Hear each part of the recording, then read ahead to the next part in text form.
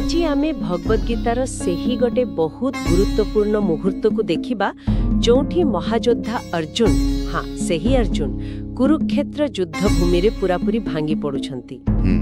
आम पाखरे जो उत्स अछि सेथरे गीतार प्रथम अध्यायर 29, 30 आउ 31 ए तीनटा श्लोकर गभीर विश्लेषण करा जाइछि। हाँ ए श्लोक गुड़िक बहुत महत्वपूर्ण।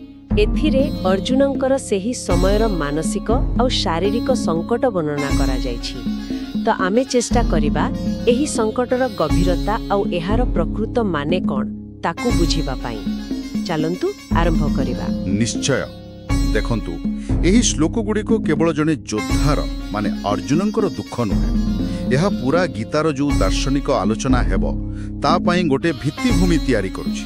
अच्छा एमिति कहि परिबा कि मनुष्य भितरे जो द्वंद्व चाले तार एक चिरंतन चित्र एटा। ठीक तेबे प्रथमे देखिबा 29 आउ 30 नंबर श्लोक जेउठिरे अर्जुनंकर शरीर रे कोन सब होउछि ताहा कहा जाइछि। जेमिति कि शरीर थरिबाकू लागुछि, बेपथु रोम टांकुरी उठुछि, रोम हर्ष आउ सबुठु आश्चर्य कथा तांको हातरू सेही प्रसिद्ध गांडीव धनु खसी पड़ुछि। गांडीवम नुसृंसते हाँ एपरि कि तांकु लागुछि जेमिति चमड़ा जळी जाउछि, त्वक चैव परिदह्यते। ए किमितिका अवस्था एटा कोन खाली डर ना ना एटा साधारण डरुठु बहुत बेसी। एटा होची गभीर मानसिक आघात आउ भितरर जो द्वंद्व तार शारीरिक प्रकाश। ओहो जदि आमे आजिकालीर मनोविज्ञान भाषारे कहिबा तेबे एहाकू गोटे प्रकार पैनिक अटैक बोली कहा जाई पारे। अच्छा पैनिक अटैक हाँ माने तीव्र आतंकर स्थिति।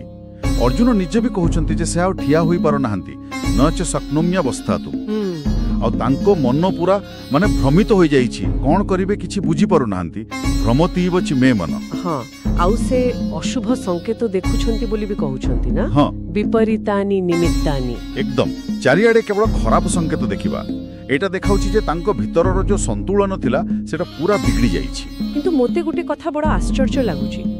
अर्जुनंक भଳି जणे एटा बड़ योद्धा जे केते युद्ध लढिछंती सबु बेले स्थिर रहिछंती, तांकर एमिति अवस्था केमिति हेला? ए कोन केवल निज लोकंकु शत्रु भाबे देखिबार भय? देखंतु एटा केवल भय नुहे, एटा गोटे गभीर धर्म संकट।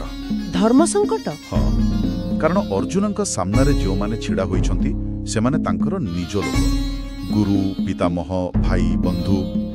तेणु युद्धर जो साधारण धारणा थाए सेटा एठी काम करूनी। काहा विरुद्धरे लढिबा कथा, प्रकृति रे क्षेत्रीय धर्म कोन, ई सबु मूल प्रश्न तांको पूरा हलै दउछि। अच्छा सेई जे गांडीव खसी पड़िबा कथा कहिले सेटा खाली शरीर दुर्बल हेबा कथा नहीं, सेटा तांकर जो योद्धा परिचय अछि, तांकर कर्तव्य बोध अछि, से सबु ऊपर गोटे प्रश्नवाची सृष्टि करूछि। हाँ बुझिली। तांको पई सबु उल्टा पल्टा लागुछि, कारण जो मानकु रक्षा करिबा कथा सेई मानकु मारिबाकू पडुछि। एही मानसिक आलोड़न परे परवर्ती श्लोक 31 नंबर रे अर्जुन गोटे बड़ निष्पत्ति नेउछंती। से स्पष्ट कहउछंती जे निज लोकंकु सज्जनंकु मारिबारे से कोनसी श्रेय बा भल कथा देखि पारनांती, न च श्रेय अनुपश्यामि। हाँ एहा एक बहुत बड़ कथा। आउ सबुठु गुरुत्वपूर्ण कथा से कृष्णंकु कहउछंती, हे कृष्ण मोते विजय दरकार नहीं, राज्य दरकार नहीं कि सुख भी दरकार नहीं, न कांखे विजयम कृष्ण न च राज्यम सुखानि च। ए तो पूरा युद्धर मूल उद्देश्य को ही मना कर देबा भली कथा। एकदम एठारे अर्जुन केवल जने क्षेत्रीय योद्धा होई रहुनांती, से जने संवेदनशील मनीष भावरे आम सामना को आसुचंती। से जो क्षणिक लाभ माने विजय राज्य सुख आउ जो चिरंतन कल्याण बा श्रेय ए दुईटा भितर फरक बुझी पारुचंती। अच्छा तांको पई निज लोकंक रक्तरे जुडुबुडु होई मिलिबाकू थिबा विजय कोनसी भी दृष्टिरु भल बा श्रेयस्कर मने हेउनी। एइटा तांकर गभीर नैतिक द्वंद्व आउ करुणा भावकू देखाउछि। हाँ ठीक यह मध्य देखाउछि जे धर्म पालन करिबा केते जटिल होई पारे जेतेबेले ताहा आम निज लोकंक सहित निज भावना सहित संघर्ष करे। तेबे एही पूरा घटनार आध्यात्मिक दिगटी कोन? कृष्ण काहेकि चुप रही अर्जुन को एते कष्ट पाइबाकू देउछंती? एइटा ही तो गीतार प्रवेश द्वार। श्रीकृष्ण एठी कहिबाकू गले जणे भल श्रोता भली अछंती। श्रोता? हाँ से अर्जुन को तांकर सबु द्वंद्व ସବୁ ଭୟ ସବୁ ଦୁଃଖକୁ ପୂରାପୂରି ଭାବରେ ପ୍ରକାଶ କରିବାକୁ ସୁଯୋଗ ଦେଉଛନ୍ତି କାରଣ କୌଣସି ସମସ୍ୟାର ସମାଧାନ ପାଇଁ ଆଗ ସମସ୍ୟାଟାକୁ ଠିକ୍ ଭାବେ ବୁଝିବା ଆଉ ତାକୁ ମାନିବା ଦରକାର ପଡ଼େ। ଠିକ୍ କଥା। ଅର୍ଜୁନଙ୍କର ଏଇ ଯୋଉ ଚରମ ବିଷାଦ ଏଇ ଯୋଉ ଭାଙ୍ଗି ପଡ଼ିବା ଅବସ୍ଥା ଏଇଟା ହିଁ ତାକୁ ପ୍ରସ୍ତୁତ କରୁଛି ଶ୍ରୀକୃଷ୍ଣଙ୍କ ଉପଦେଶ ଗ୍ରହଣ କରିବା ପାଇଁ। ଆଚ୍ଛା। ଏହା ଦର୍ଶାଏ ଯେ ଆଧ୍ୟାତ୍ମିକ ଭାବେ ଜାଗ୍ରତ ହେବା ପାଇଁ ବେଳେବେଳେ ଏମିତି ଗଭୀର ସଙ୍କଟ ଭିତର ଦେଇ ଯିବାକୁ ପଡ଼େ। ଏହା ଅହଙ୍କାରକୁ କମେଇ ଦିଏ ଆଉ ଜାଣିବାର ଇଚ୍ଛା ମାନେ ଜିଜ୍ଞାସାକୁ ବଢ଼ାଇ ଦିଏ। ଅର୍ଥାତ୍ ଯଦି ଆମେ ସଂକ୍ଷେପରେ କହିବା ଶ୍ଲୋକ 29ରେ ଶରୀର ଭାଙ୍ଗି ପଡ଼ୁଛି। ହଁ, ଶାରୀରିକ ଲକ୍ଷଣ।